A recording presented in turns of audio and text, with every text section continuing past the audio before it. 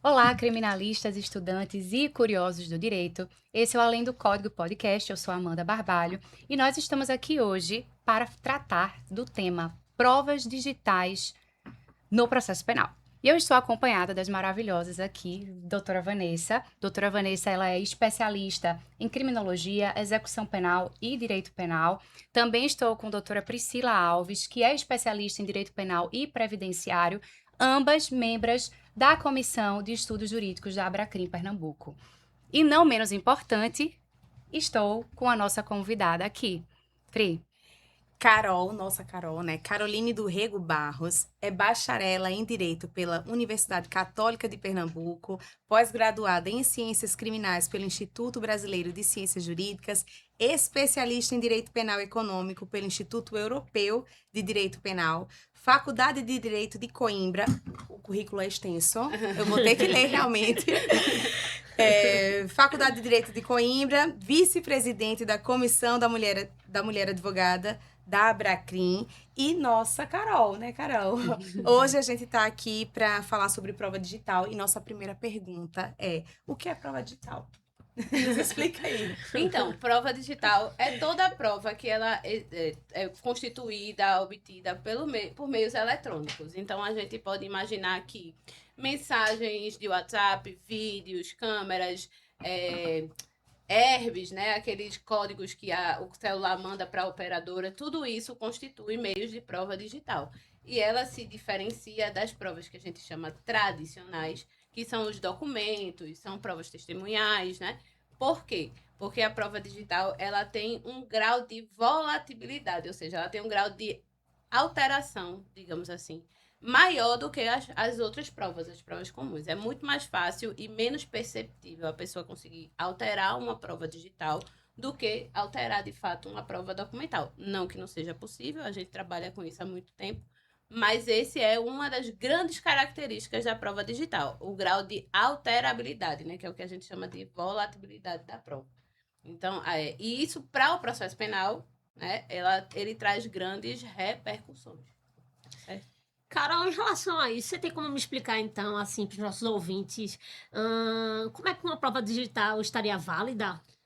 Então, a prova digital a gente consegue visualizar alguns níveis certo da prova. Existem provas digitais que precisam de autorização judicial, que é o que a gente chama, por exemplo, das provas telemáticas, né?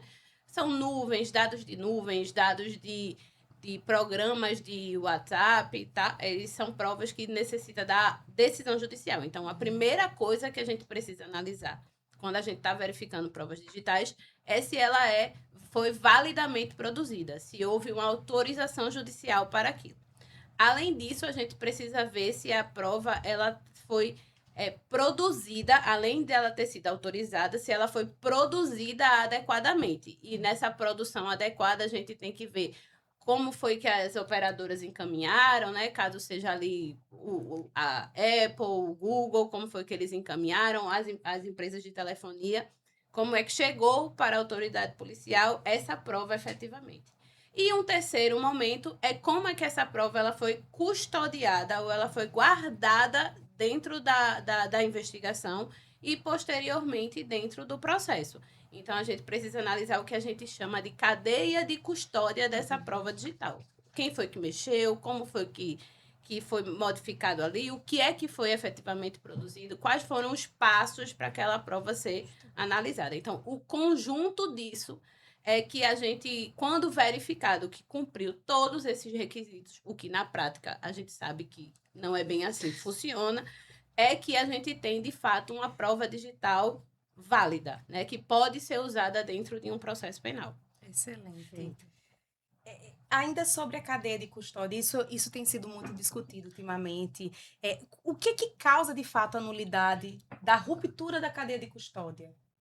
Então, a cadeia de custódia, a gente tem muita discussão, né? Não é um tema, é um tema que a gente diz muito tortuoso. Toda hora a gente tem uma discussão diferente e um posicionamento diferente sobre cadeia de custódia de prova.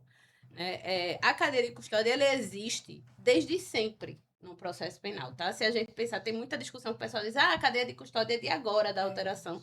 Mas a verdade é que a cadeia de custódia existe desde, no mínimo, 1941, porque ela é decorrente do próprio direito probatório. A gente precisa que a prova ela seja mantida nas formas que elas foram produzidas, tá? Então, isso existe há muito tempo. E ela existe exatamente para a gente dar fidedignidade àquela prova. Isso é uma premissa básica que a gente precisa entender, até mesmo para entender o que é que a jurisprudência tanto discute, porque existe muita discussão sobre isso. E o que é que acontece? Quando essa cadeia da prova ela é quebrada, ou seja, quando a prova ela é manipulada, sem que a gente tenha certeza, ou sem que a gente saiba exatamente como ela foi manipulada, exatamente pelo grau de volatilidade ou alterabilidade que a prova tem. Quando a gente não tem ali tudo que cobrindo todo o momento dessa prova, desde a produção até o final, ela pode ter sido alterada em qualquer momento deste caminho do processo, digamos assim, sem que a gente perceba. O juiz, como ele é leigo, ele vai olhar uma prova digital e ele não vai saber se aquela prova foi alterada ou não. Então, é importante ter essa cadeia. Para fins de questão de nulidade, eu compreendo, minha posição pessoal, que uma vez não obedecida à cadeia de custódia, essa prova ela precisa ser invalidada e ela não pode ser utilizada, porque existe ali o risco daquela prova ser de alguma forma alterada. Contaminar o processo, né? E isso contaminar, exatamente. Antes da gente seguir, Carol, teve dois detalhes aqui que você falou que eu acho que são interessantes. Primeiro, a questão das herbes, porque acredito que entre os nossos ouvintes não temos só juristas, né? E a gente fala herb, o que é isso? Eu queria E que tu até juristas que explicasse. não tem ainda essa dimensão de conhecimento, né? Pois é. Então, essa questão das herbes, eu queria que tu explicasse um pouquinho o que é que são as herbes. E, em segundo lugar, eu posso lhe relembrar depois essa pergunta, mas você explicou aqui que a ruptura da cadeia de custódia, ela poderia levar a esse questionamento, né? Será que essa prova foi adulterada? Mas aí a gente tem um ponto. E a presunção de boa-fé do Estado? Porque, assim, quando eu digo será que foi adulterado por quem? Será que eu estou insinuando, né, dentro de um processo que a polícia teria adulterado essa prova para acusar alguém? Isso é algo muito forte e eu acredito que talvez alguns colegas tivessem até medo de colocar isso dentro do processo. E aí eu queria que você falasse o que é que você pensa sobre isso, né? Enfim, como é que a gente faz isso, né? E trouxesse exemplos pra gente, sabe? Olha, situação tal configura a ruptura da cadeia de custódia, situação tal, porque a gente sabe que tem algumas coisas bem corriqueiras. Então, só pra eu resumir, que eu sei que eu lhe perguntei muito. Primeiro, explicar as herbes, Certo. tá? Depois, explicar pra gente essa questão de presunção de boa-fé do Estado, se isso não afeta a gente considerar que houve ou não a ruptura da cadeia de custódia. E terceiro, trazer exemplos pra gente dessa ruptura. Tá bom. Se eu esquecer a pergunta, Tudo bem, eu tô aqui depois, pra lembrar. Tá? Mas, assim, em relação às herbes, eu vou tentar explicar. É uma coisa bem técnica, né? E até para nós, advogados, eu tive uma certa dificuldade de entender aí de onde viria. Mas, em resumo, o nosso telefone, quando ele está funcionando, que ele emite conexões de ligações ou de internet, qualquer coisa, ele se liga a antenas das operadoras, né, de telefone. E ele está sempre conectado a uma antena, né? Em regra, né, digamos assim, é uma antena mais próxima de onde aquele aparelho está. Só que nem sempre ele vai estar, de fato, ligado a essa antena mais próxima. Então, a gente precisa, para dar uma maior fiabilidade a essa herb, ter uma triangulação, ou seja, pegar as 3 herbes que estão ali mais próximas daquele aparelho eletrônico que a gente está tentando localizar, para dar ali uma certa localização. Essa é uma informação que a gente pode dar 100%? Não pode. Herb é uma coisa que ela precisa ser verificada com outras coisas, assim como o GPS, né? Muitas vezes a gente pede, o GPS de uma viatura policial. A gente pede, vai vir ali toda essa questão da localização, mas a gente precisa contrapor com outras provas do processo para ter uma maior certeza a respeito daquilo. Mas, em resumo, a herb é meio que a conexão entre o aparelho telefônico e a antena da operadora de telefone. Isso, né? E a antena, ela pode alcançar um raio muito grande. Então, a localização dentro daquele raio não necessariamente é precisa. Exatamente. Né? Então, dizer assim, ele estava em tal local, tal horário, será? Será? Né? Só por causa dessa herb. Exatamente. Perfeito. E agora explica pra gente, então, essa questão da boa-fé do Estado na ruptura da cadeia de custódia. Veja, isso é uma questão complexa, né? Falar da boa-fé do Estado. O Estado, dentro do processo penal, certo? A gente não pode presumir. Tampouco presumir a boa-fé do Estado, né? O Estado, ele está aí, hoje em dia, a gente sabe, né, nós que atuamos na prática, a gente sabe que ele está para prender e para punir. A gente não, as forças policiais, elas estão ali efetivamente para punir, e a gente vive uma era de uma intenção de punibilidade muito grande. Então, e o direito penal e o processo penal, ele existe exatamente para barrar esse poder do Estado, porque o Estado, ele tem o poder de invadir o seu telefone, a sua casa, ele tem força para isso. Então, o processo penal e o direito penal existe para barrar isso, para garantir os direitos mínimos do cidadão, de sigilo, o de moradia, de tudo Privacidade. isso. E privacidade. E aí, isso faz com que os nossos direitos, eles não podem estar submetidos a uma boa-fé. Ela precisa estar aprovada. E o processo penal, a gente aprende na faculdade que processo é garantia, sim, cumprimento de regras é garantia. Tem muita gente que questiona, você é advogada criminal, você está defendendo o crime. Não, gente, a gente está defendendo o cumprimento das regras, né? Para que essas regras, elas sejam cumpridas para todos, né? Tem muito aquela questão de os fins justificam os meios, e a gente sabe que não é bem assim. E a questão especificamente da presunção, se a gente pegar hoje, a gente pode até pensar que há um movimento da jurisprudência, principalmente dos tribunais superiores, em entender que não é bem assim. A gente tem aí o julgamento, a questão da palavra do policial, que a gente já não pode ser utilizada como única fonte de condenação. A gente tem a necessidade de câmeras corporais, que a gente está nessa luta, que a gente sabe que não é bem assim, para mostrar a questão dos flagrantes, a invasão do domicílio, que também é uma coisa que está baseada ali na palavra do policial, mas a gente sabe que não é assim que acontece. Então, assim também são as provas digitais, né? E as provas digitais, elas não são necessariamente produzidas pela polícia. A polícia, ela vai custodiar uma prova produzida por outra pessoa. Então, é muito possível que a polícia custodie uma prova que ela, na sua origem, ela é ilegal. Uma prova de deepfake, por exemplo. Perfeito. Né? Ela pode vir manipulada e a polícia juntar aquilo ali e aquilo ali acredita. Tem um caso péssimo, assim, em que eu atuo no Mato Grosso, que o Ministério Público toma conhecimento de uma conduta supostamente delitiva, e com base em quê? Num print de WhatsApp. E isso é tido como verdade. A denúncia, ela narra como se aquilo fosse verdade. E a gente teve que esperar a audiência para desconstituir isso através de quem? Das testemunhas de acusação. Porque a de defesa não ia ter força suficiente. Verdade. Eu tenho um caso agora, essa semana saiu a decisão, que é uma acusação de invasão de domicílio. E aí, é um contexto de violência doméstica e etc e tal. A mulher está sendo acusada de invadir a residência e a prova seria um vídeo que a polícia teria conseguido. E aí o MP juntou um link de um Google Drive nesta denúncia. E aí, claramente, a gente entra questionando essa prova na cadeia, de onde veio, porque não tem nenhum documento de como foi que eles pegaram.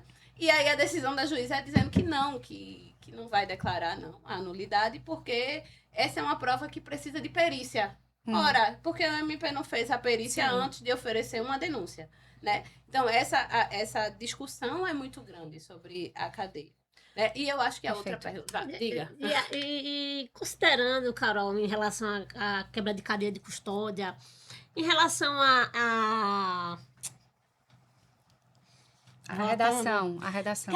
Considerando que a cadeia de custódia foi quebrada, como nós advogados deveríamos impugnar essa prova? Então, eu acredito que a gente precisa, antes de tudo, analisar se todos os requisitos foram cumpridos, aqueles requisitos que eu estava falando, né? Se teve decisão, se ela foi produzida certinho, se há ali o passo a passo. E, posteriormente isso, a gente levar para a justiça, né? Levar em nossas petições. Claro que eu sou da linha de defesa que o simples fato de quebrar a cadeia de custódia vai ali gerar uma nulidade. Aquela prova ela precisa ser excluída do processo. Sim. Porém, né, os tribunais não funcionam assim. Pois é. Né? Quando a gente trabalha com nulidade, requerimento de nulidade, exclusão de prova, muito se pede, e aí, na minha concepção garantista, talvez por eu ser advogada, eu não sei bem, mas assim, de forma absurda, que a gente prove o prejuízo que aquela prova vai causar no processo. E pior, eu já vi decisões, e é uma corrente forte, que a gente prove que a prova foi alterada. Mas, ora, como é que a gente vai provar que uma prova foi alterada? Né? A cadeia de custódia existe exatamente para a gente dar aquela fiabilidade à prova. Eu, enquanto cidadão, ou eu, enquanto advogada do cidadão, eu não tenho exatamente como provar que uma prova foi alterada, porque eu não tenho como ver. Ali, no mínimo, a gente precisa de uma perícia. Entendeu? E a perícia é algo que não é uma obrigação, não deveria ser uma obrigação da defesa. Ela deveria ser uma obrigação do Estado. O ônus da prova, né, é acusatória no processo penal. Parece que mudou, não foi? Parece, é o que temos por aí. E eu acho que tu ainda tinha feito alguma pergunta. Eu tinha te pedido exemplos de ruptura de cadeia de custódia. De custódia. Olha, eu tenho um caso que foi uma nuvem, certo? Que veio material de uma nuvem, que foi juntado num pendrive, e esse pendrive tá, tipo... Eu sou do tempo da era dos processos físicos, tá? Eu sou meio antiga no direito criminal, e esse processo, ele é um processo relativamente antigo. Veio da nuvem, eles juntaram num pendrive e disponibilizaram para as partes. Assim, quebra da cadeia de custódia absoluta. E o detalhe, a gente pegava o pendrive para poder ter acesso. E eles mal registravam para fazer cópia. E aí, hoje em dia, quando a gente vai impugnar... Não, doutora, mas na época não tinha, não, cadeia de custódia. Tinha sim, doutor. Na audiência, eu disse pro delegado. Aí tem um CD, que tem uma mídia, que o CD tá furado. Sim. O CD furado, como é que eu vou repetir aquela prova? Que é outra característica, né? Para a gente ter a prova digital, essa prova digital, ela precisa ser possível ser repetida. Se aquela prova não puder ser repetida, ela não pode mais ser prova, porque ela não vai ser oferecida para o contraditório. A gente não vai ter como impugnar aquela prova. Então, ela não existe. A gente tem até decisões, né, anulando por isso. Mas a prova não existe. Então, a gente precisa entender, e aí, nós, enquanto advogados, a gente precisa, defender que, sim, é nulo pelo simples fato de não ter cumprido a cadeia de custódia, mas sempre que possível, né, demonstrar tanto o prejuízo que aquela prova ali vai causar, como apontar, no mínimo, alguns indícios ali de que aquela prova esteja descumprindo. Por exemplo, o CD furado, para mim, é um grandíssimo indício de que aquela prova, né, não poderia ser utilizada. Isso tem uma importância, assim, essa questão da gente conseguir identificar, né, os exemplos da quebra da cadeia de custódia, porque eles trazem esse argumento de que, não existia antes. E o Código de Processo Penal, ele sofreu uma alteração agora em 2020, com a lei anticrime, que destrinchou a cadeia de custódia da prova oficialmente no Código de Processo Penal. Então, você tem vários 158, né? 158A, B, C, D, explicando cada etapa da cadeia de custódia. E aí o pessoal fica dizendo, mas lá não fala de prova digital. E aí fica aquela história do limbo, como é que pode ser que só é depois de 2020? E aí é importante isso que Carol tá colocando aqui, porque antes de 2020, muito antes, né, já existia a cadeia de custódia, ela só não estava destrinchada dentro da legislação, e quando ela foi destrinchada, apesar dela não falar de provas digitais, a gente tem que aplicar a mesma lógica para todo tipo de prova. E vejam como o buraco é mais embaixo, porque existe uma norma da ABNT, né, de 2014, gente, 2014, que já destrincha como deve ser feita a cadeia de custódia da prova digital. Então, por que quando a gente alterou o Código de Processo Penal, a gente não já fez um capítulo específico para a prova digital e pegou essas normas, essa regulamentação que existe para o pessoal da perícia, né, o famoso POP, o procedimento operacional padrão, para que a perícia seja válida? Por que a gente não pegou isso e inseriu no Código de Processo Penal? Né? E aí fica gerando essa polêmica entre advogado, juiz, promotor, enfim. O que eu queria, assim, perguntar, Carol, é porque a gente tem que ter duas preocupações. Uma, quando a gente é defesa, porque quando a gente está na defesa, por mais que oficialmente nós não tenhamos o ônus de produzir a prova em favor do nosso cliente, na vida real, na prática, quem milita na advocacia sabe que a gente precisa fazer investigação defensiva. Então, eu quero te perguntar primeiro nesse aspecto, como é que a gente pode preventivamente preservar dados para usar na defesa, essa espécie de investigação defensiva. E quando a gente está do lado da vítima, que a gente quer acusar e a gente quer juntar uma prova digital, como Priscila colocou aqui, colocou um print. Como é que a gente faz também como advogado para preservar, dentro do nosso alcance, claro, essa cadeia de custódia e apresentar no processo? Então, defesa e acusação, como é que a gente pode fazer operacionalizar isso? Certo. Veja, enquanto defesa, eu acredito muito que a gente precisa, aliás, sendo bem sincera, de forma geral, enquanto advogados, certo? Seja a gente atuando para acusação ou para defesa. Quando a gente está diante de uma prova digital, a gente precisa agir imediatamente para assegurar ali aquela fidedignidade daquela prova. E, hoje em dia, né, eu sou da época que a gente juntava só o print mesmo. E juntava o print e a outra parte que viesse ali dizer que estava alterado, estava falso, né? E tudo mais.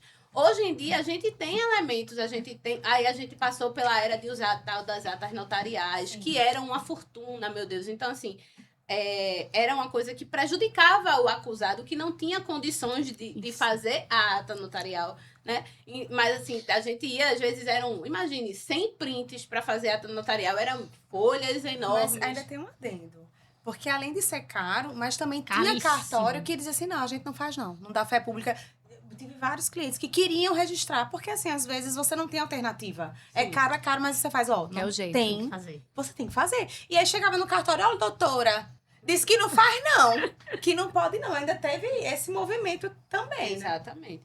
E aí teve as provas digitais, as atas notariais. E hoje em dia a gente tem outros elementos. A gente tem o Verifact, né? Que passou a ser muito usado. Exatamente. Porque uma das formas da gente garantir a fidedignidade da prova digital é o que a gente conhece como código hash, que é o DNA da prova, né? Então, essa prova digital, quando a gente tem uma alteração, por menor que seja nessa prova depois que ela é custodiada, esse código hash, ele altera. Então, quando você vai mexer na prova posteriormente e há uma modificação de código, é porque aquela prova não está mais igual ao que ela foi efetivamente produzida. E esse código hash, apesar de não resolver todos os problemas, porque ele não resolve, ele é um indicativo interessante da fiabilidade daquela prova. E a gente tem o Verifact que faz isso, e mais recentemente a gente tem a plataforma Enotas, Notarial, né? Que também tem feito com uma maior... com um maior grau de fé pública, né? Ele não é, pelo que eu busquei, um órgão do governo em si, mas ele é pelo colégio de notariados, então ele acaba tendo fé pública.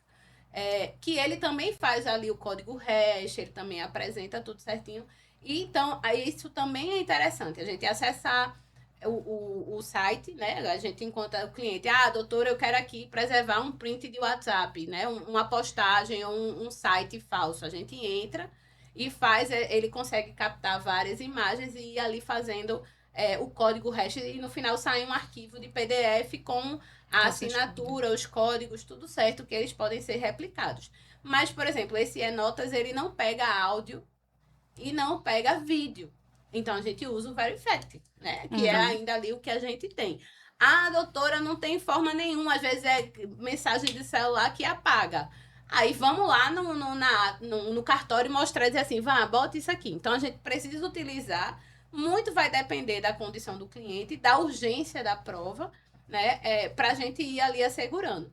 E lá no meu escritório eu tenho uma prática de quando a prova chega, eu faço os elementos, eu faço o link do drive, o QR Code, eu boto num pendrive, enfim, que eu vou utilizar dentro do processo, que eu vou fornecer ao processo.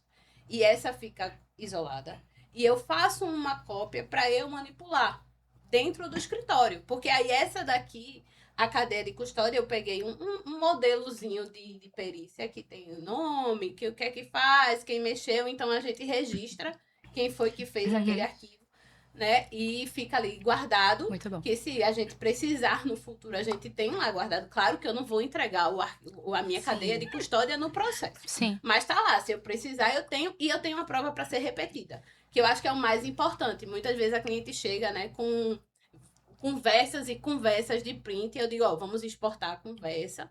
Mas deixa sua prova aí. Isso. Deixa o WhatsApp quietinho aí. Não porque não apague. apague de jeito nenhum. Pode dar Mas raiva. sem querer perder o celular. Ou foi assaltada. Não, mas aí Já mas- É o medo, viu? é o medo. É o medo. Mas aí a gente vai e tem a gente exportou a conversa, então de alguma forma a gente tem salvo. Mas no caso, exportou e fez o registro em ata notarial, seja digital ou físico. Aí Eu entendo que já dá um grau de confiabilidade. só já Já exportar. exportar e fazer Sim. a questão. Eu prefiro o print da tela em si. O exportar a conversa é um a mais. Eu prefiro printar. Print mesmo. Até porque o print, se você perceber, é mais fácil de você entender do que o exportar a conversa. Quem foi que falou o quê?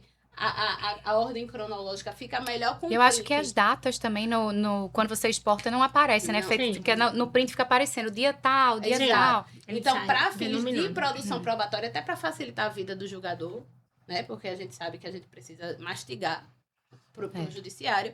O Uhum. print, ele é melhor, ele é mais visual, né? E aí o export da conversa serve como uma outra forma Um de verificação. Exato, porque o importante da prova, creio eu, é a gente ter como verificar posteriormente se aquilo está válido. Porque se, por exemplo, eu enquanto acusação, né? Advogada advogando da vítima em uma assistência à acusação.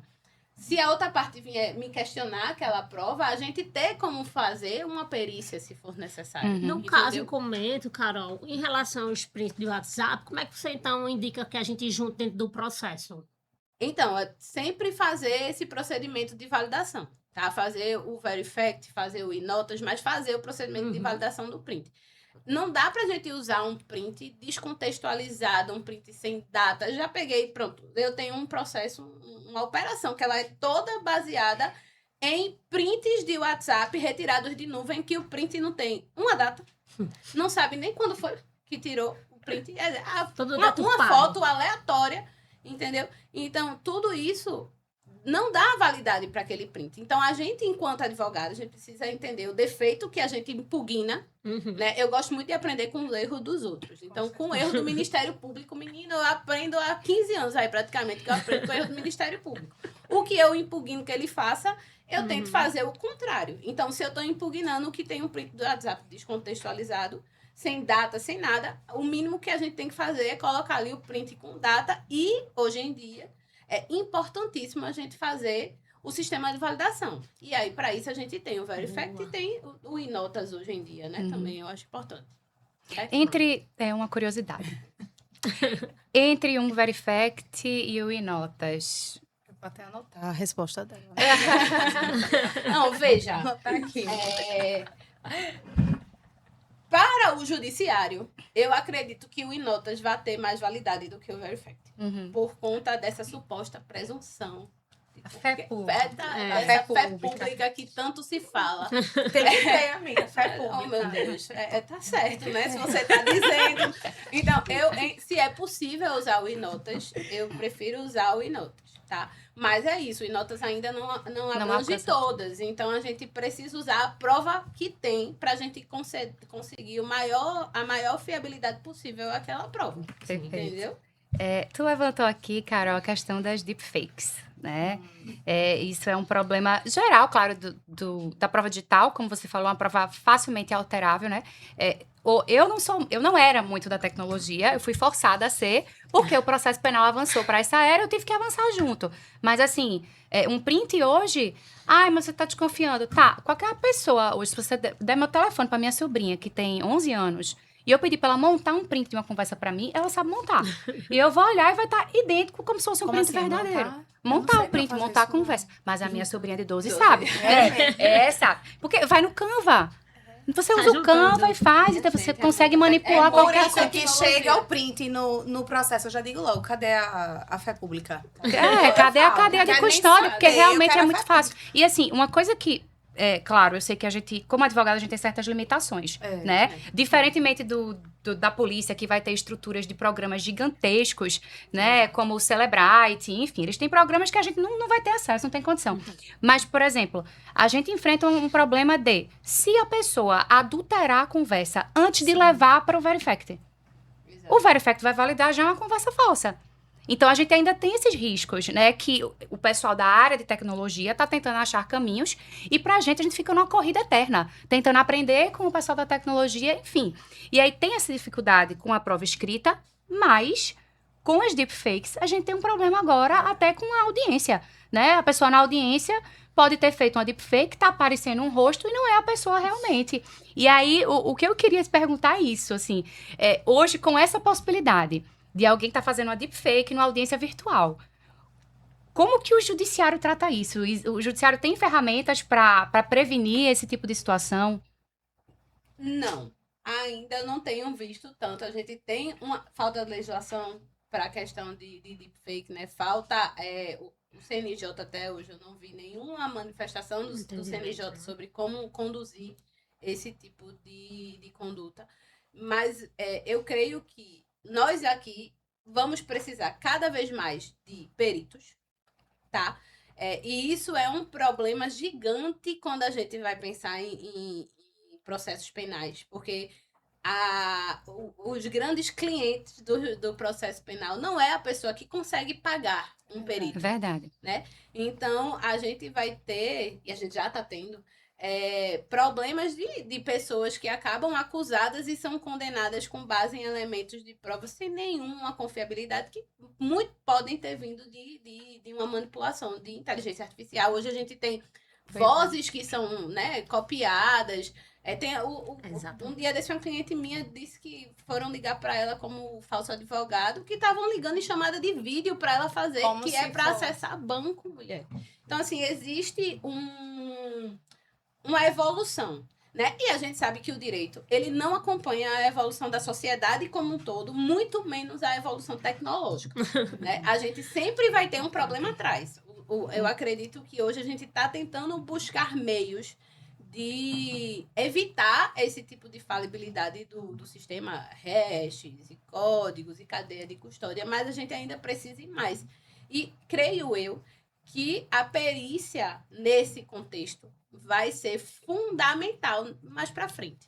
Hoje em dia a gente sabe que a imensa maioria dos processos penais tem alguma prova digital envolvida, né? Até um caso de tráfico de drogas, muitas vezes o policial vai abrir o celular da pessoa e vai querer ver a conversa. Sabe o negócio todo do criminalista cidadão. já viu? É a foto do celular, conversa aberta, e E a a foto do foto- celular É. assim em cima. Sim. Gente, que é isso? Isso é prova Isso pro é, Estado. É um exatamente. É absurdo. absurdo. Então, assim, Cadê o custódio? Né? eu acredito que a perícia ela vai ser muito relevante. Só que essa perícia ela não pode ser imputada à parte. E é aí que é o grande perigo e é o grande problema, o gargalo que a gente tem hoje em dia com deepfake, com inteligência artificial, é a questão da perícia. Porque o cliente que é o acusado de tráfico ou o cliente que é hipossuficiente, ele não vai ter condições de pagar um perito assistente. Né? Não é uma coisa que seja comum. Um perito assistente, a gente pensa em casos de maior repercussão, quando a pessoa tem um poder aquisitivo maior, que aí a gente consegue arrumar perícia para contábil. A gente tem condições de trazer e traduzir aquele erro, né, para o processo, porque todos nós estudamos direito e não estudamos. Eu pensei que eu ia me livrar dessa tecnologia, mas não deu tem certo. jeito. Não tem jeito, mulher. Olha, eu não sabia nem mexer em celular direito. Estou eu aqui discutindo cadeia de custódia de prova, mas estamos lá.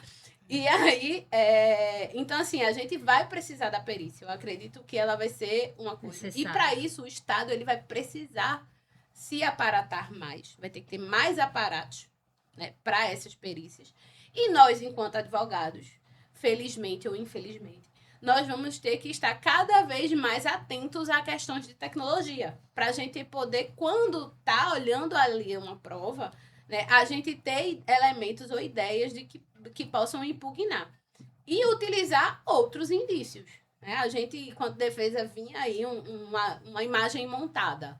A gente vai precisar buscar outros elementos de prova para combater aquela imagem. Porque é que nem você disse, um print de WhatsApp é uma coisa simples, essa até eu sei fazer. Tem que aprender isso. Apagar, Não, você não, não- precisa. Não precisa. Você não vai. Não, pra saber como é.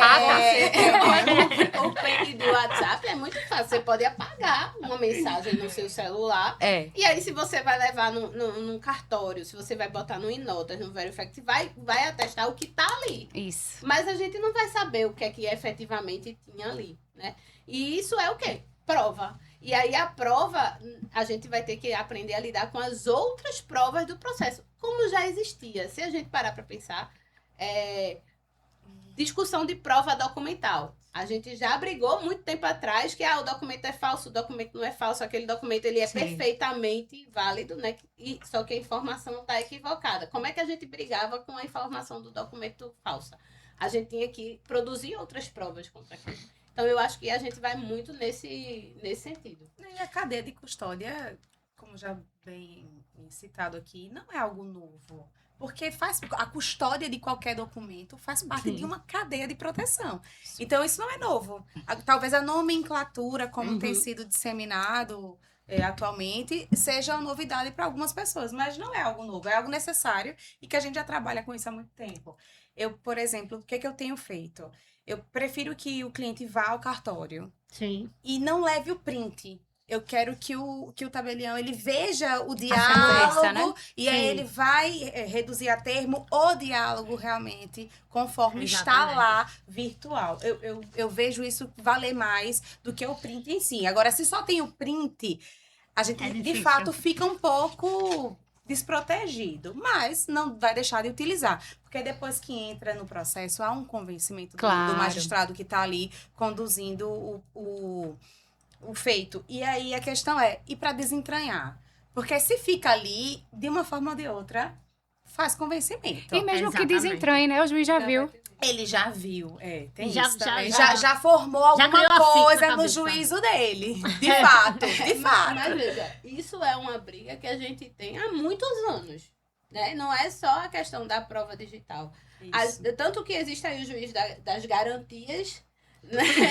Para tentar. Garantias. Foi uma Que luta. foi uma luta, que aqui em Pernambuco a gente ainda está tendo algumas dificuldades de implementação, mas assim, que é exatamente para evitar essa contaminação, digamos assim, do juiz daquela prova que porventura venha a ser declarada ilegal, né? Eu vejo muito, por exemplo, chegou no final do processo, eu já vi juiz me dizer, doutora, veja, é nula, mas assim, já está condenado, né? E aí eu disse, sim, doutor, mas é nula. Então, assim, muitas vezes, até quando a gente É tá nula, trabalhando- mas está condenado. Mas tá condenado. É horrível, Eu né? sou o juiz. Eu mando aqui. Mas, doutor, veja, é nula, sim, mas... E a gente trata isso. com esse tipo... Você que se gire. A gente trata com esse tipo de coisa há muitos anos, né? Nulidades de prova. Antigamente, a gente fazia arguições de nulidade depois de uma sentença, a gente tinha chance. Hoje em dia, se você não arguir ali na resposta à acusação e já começar do início, Já a começa. probabilidade- Precluiu, doutora. Precluiu em processo penal, meu Deus do céu. Não, eu tenho um caso interessante falar, que é aqui em Pernambuco, inclusive. Enfim, a prova é um vídeo extraído de um sinal. E o que acontece? O Ministério Público também denuncia com base na reportagem de TV. E aí tem lá o Google Drive com vídeo. E é muito claro, é nítido, mas é um vídeo que precisa de uma perícia. Sim. E a gente passou por uma perícia oficial, que é o que tem validade, e a gente traz um perito particular. A perícia particular nunca foi apreciada. Isso se estendeu, teve sentença, mas a questão é, cada um que viu este vídeo deu um entendimento. Parecer. A delegada disse, olha, o sinal tá amarelo, ele passa no sinal amarelo. E aí ninguém consegue aferir exatamente a questão de se tá amarelo para ele, quando ele passa, obviamente tá vermelho para a motocicleta que tá vindo. Sim. Mas não tá na perícia isso. Aí vem o Ministério Público e dá outra visão. Não, tava vermelho quando ele passou. E o juízo condena com outra visão. Não, porque quem tá rápido é o carro. E lá no vídeo mostra exatamente que o carro tá bem devagar. E a gente fica nessa situação, porque a perícia oficial é em tese que tem validade nos autos, a gente traz uma perícia particular que é totalmente ignorada e em todos os termos. E a gente tá em apelação aí, lutando, mas veja, é uma prova que é uma prova digital, que vem do Estado, porque vem do... É Detran, não. Qual é o nome do órgão regulador? DENIT, não sei, agora eu não recordo, mas vem do sinal de trânsito, que tem uma regulamentação governamental, tá? A gente não tem liberdade para manuseio. Sim, E a nossa perícia não foi validada. A perícia oficial, que deveria ter dito, olha, é assim, assim, assim, não chegou a conclusão nenhuma, que disse que não tinha como chegar à conclusão. Complicado. Você sabe me dizer, Carol, qual foi um exemplo de algo que marcou mais a tua carreira Mulher, em então, relação à prova digital? eu gosto muito desse caso, que eu já falei aqui, Do CD. do CD furado. Sim. E isso é o mesmo processo, tá, gente? Tipo, foi a quebra, aí ela é uma operação, ficaram presos anos, assim. E o processo é de 2016, 17, alguma coisa assim.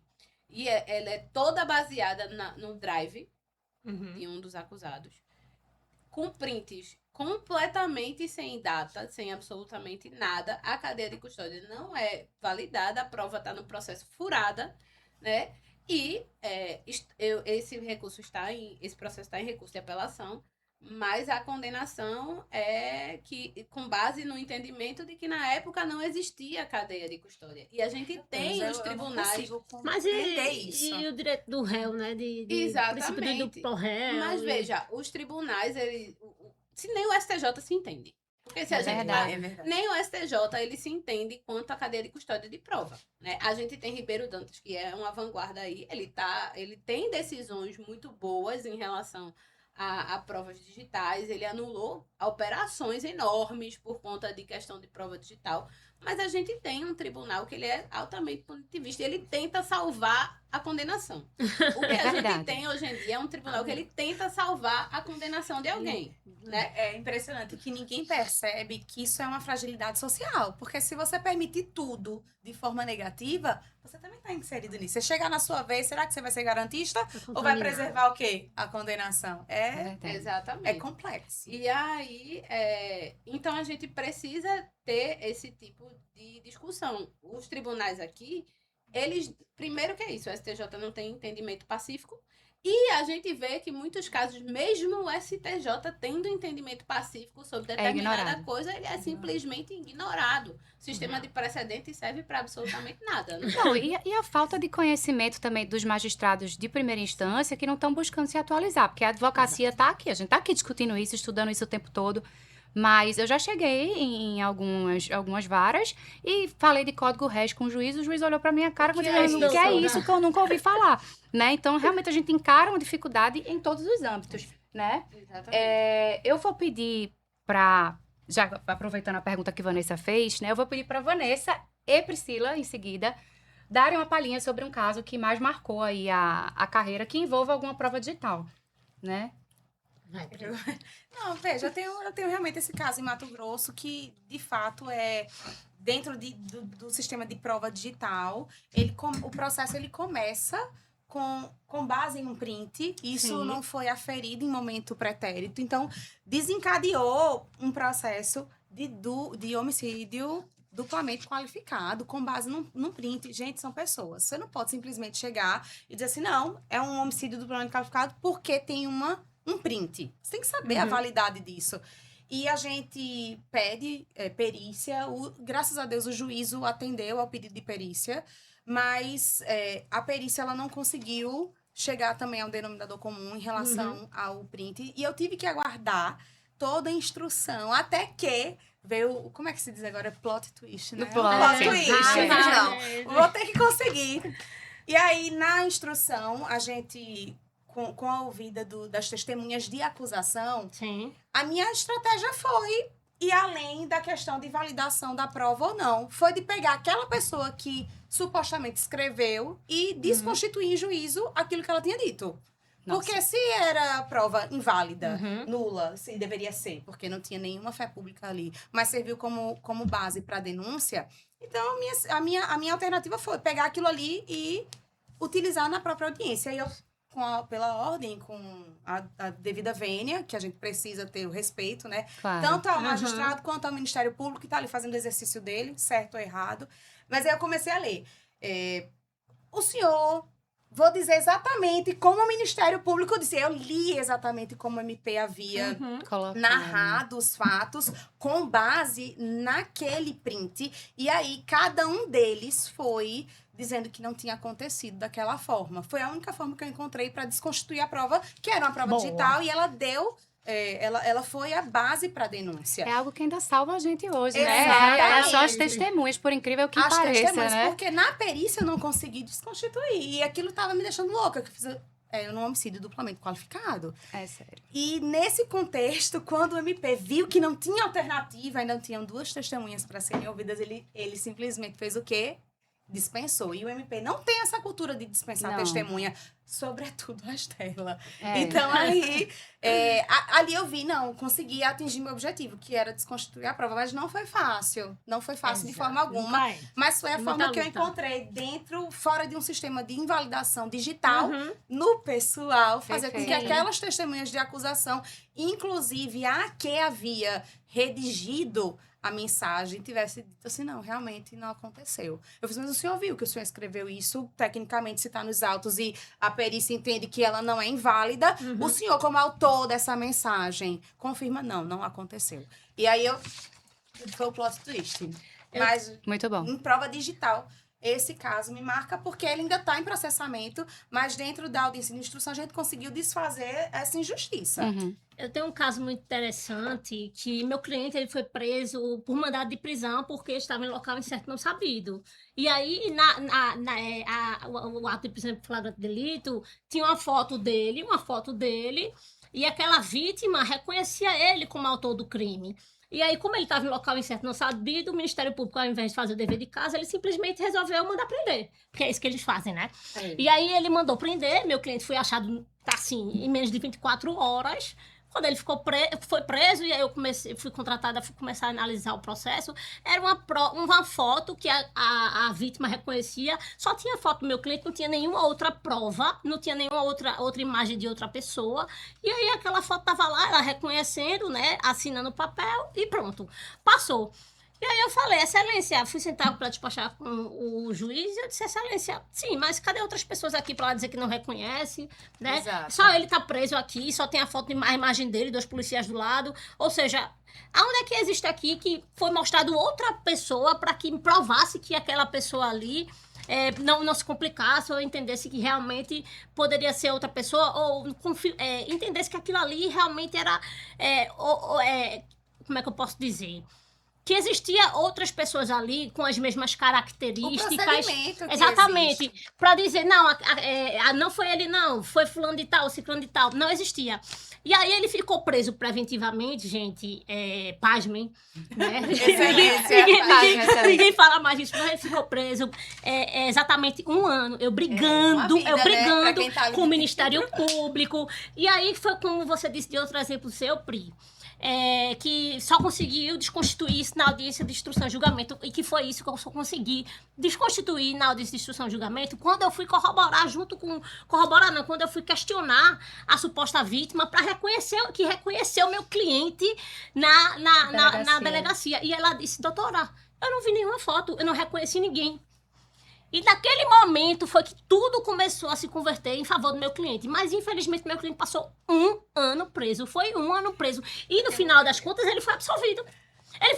Mas Mas e tu esse processou 1 o ano... Estado, né? Vamos Exatamente. processar o Estado. Exatamente. E o temor que ele passou durante esse 1 ano, preso injustamente. E aí, lá vai eu me meter, né? Mas Vai. assim, e aí, isso aí é exatamente o quê? A garantia, né? A garantia de que a forma, ela precisa ser cumprida. Exato. Ninguém entende, e é muito difícil a gente explicar, que que enfrentar um processo penal, passar 1 ano preso, é algo que não tem volta. Não é verdade? Exatamente. E as garantias existem justamente para evitar que se Esses precise absurdos. disso. Exato. Se a gente respeitasse as regras desde o início, Isso não talvez o aconteceria. judiciário não estivesse nem tão abarrotado quanto está e os tribunais não fossem usar de desculpa que precisam julgar rápido porque Verdade. o tribunal está superlotado. Era só seguir Mas as posso dar regras. só um outro exemplo de um que eu soltei também, já estava um tempinho preso. Eu falei, meu Jesus, tem que ter uma alternativa. A digital da academia. Façam Sim. reconhecimento Perfeito. facial. É Botem importante. suas digitais. Pra provar. Registrem ali que estão presentes. Outra coisa, aluno não gosta de chamada. Chamada é importante. É. Porque eu já tive também caso de ter que pedir para oficiar a faculdade, para dizer assim, olha, no dia tal ele estava na faculdade, essa chamada aí, veja aí se tem. E isso são provas digitais que têm validade. A gente também tem que trabalhar a nosso favor com essa ótica. E o cara estava preso e tinha uma referência que ele estava numa reunião num dia onde aquele grupo de fato havia sido preso, eram policiais, mas que ele não tinha nada a ver. E ele foi preso apenas porque ele participou dessa reunião um dia e tinha fotos dele nessa Naquela reunião, que reunião. aí tava fazendo aquela velha investigação da polícia, né? Sim.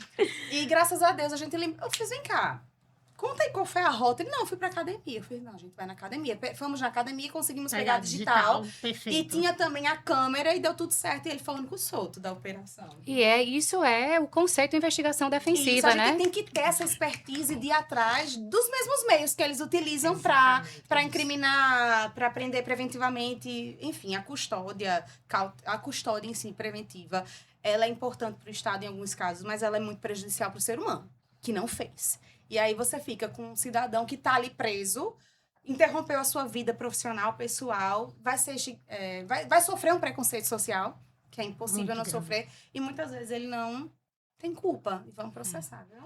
Meninas, o papo está ótimo, mas nós precisamos, infelizmente, encerrar. Eu sei que a gente falaria aqui 3 horas sobre prova digital. Exemplos né? não faltariam pra Não nós. faltam exemplos, né? Mas acho que ficou muito claro o que é a prova digital, a necessidade da cadeia de custódia, como isso aparece no nosso dia a dia, como é que a gente pode arguir, né? E aí eu queria deixar só mais uma questão para a gente poder fechar, porque a gente tem falado muito aqui de nulidade, né? Mas a nulidade tem todos esses problemas da gente ter que provar prejuízo, de ter que arguir no momento que surge a nulidade. E existe a possibilidade de um outro caminho para a gente impugnar essa violação da cadeia de custódia, que é pela teoria dos frutos da árvore envenenada, que aí é completamente diferente. Uma coisa é eu falar em nulidade, outra coisa é eu falar em a prova é inadmissível porque ela está ilícita, né? E aí é um caminho que, assim, pode ser o caminho mais seguro.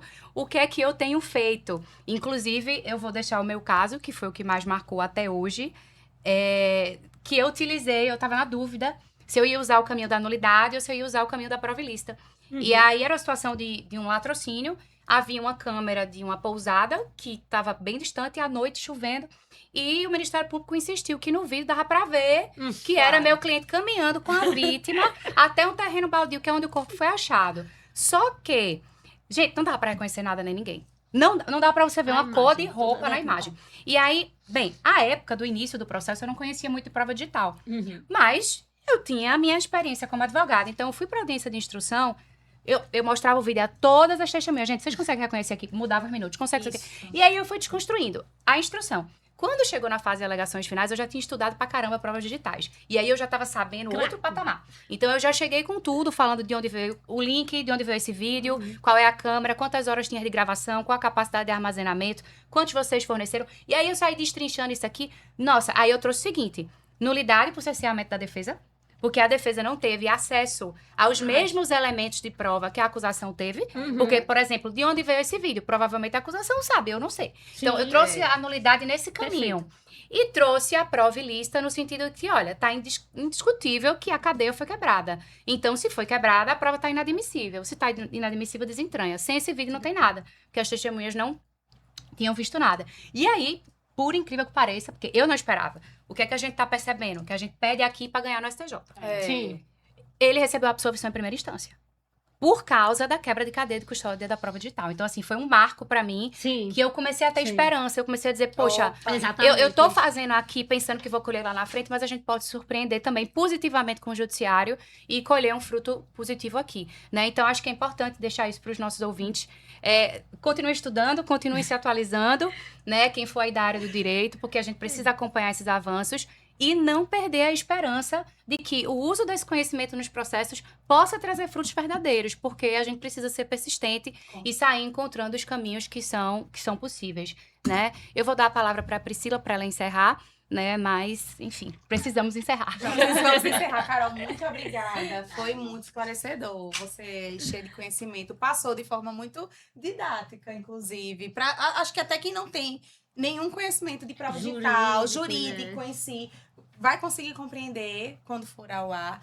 E eu só tenho uma coisa a dizer: o conhecimento, ele transforma realmente até a própria forma que o outro vê. Então, às vezes, quando você chega assim, como você muito preparado para a audiência, o magistrado ele vai olhar diferente, o Ministério Público vai olhar diferente, e ele vai dizer assim, eu não vou enfrentar, porque eu vou perder. Ele não é medo, é reconhecer que o seu trabalho, ele atingiu o objetivo, que era a absolvição, ou talvez a redução. A gente não trabalha, o nosso êxito não é só absolver. Claro que muitas vezes a gente vai querer absolver por uma questão de, enfim, justiça, mas nem sempre é o que dá. E só fechando, neste processo mesmo, a gente tem um desdobramento de outros autos, isso é uma absolvição. E aí o Ministério Público chegou e fez assim, não vou recorrer. Pra mim, eu ganhei ali. Com certeza. Eu ganhei quando ele chegou pra mim e falou, doutora, parabéns, eu não vou recorrer. Pra mim, eu ganhei ali porque eu entendi que ele compreendeu que ele poderia, só por aquela questão que eles fazem. Mas ele entendeu que não ia ter chance. Por quê? Porque eu estava preparada. Eu cheguei com o processo pronto. Sim. E faz diferença. Então, realmente, Completamente. Corroborando com a fala da doutora Amanda, estudem, que é um caminho que não tem erro. O estudo e o preparo realmente nos deixam em outro patamar de discussão processual. Obrigada. É isso, gente. Até o próximo episódio.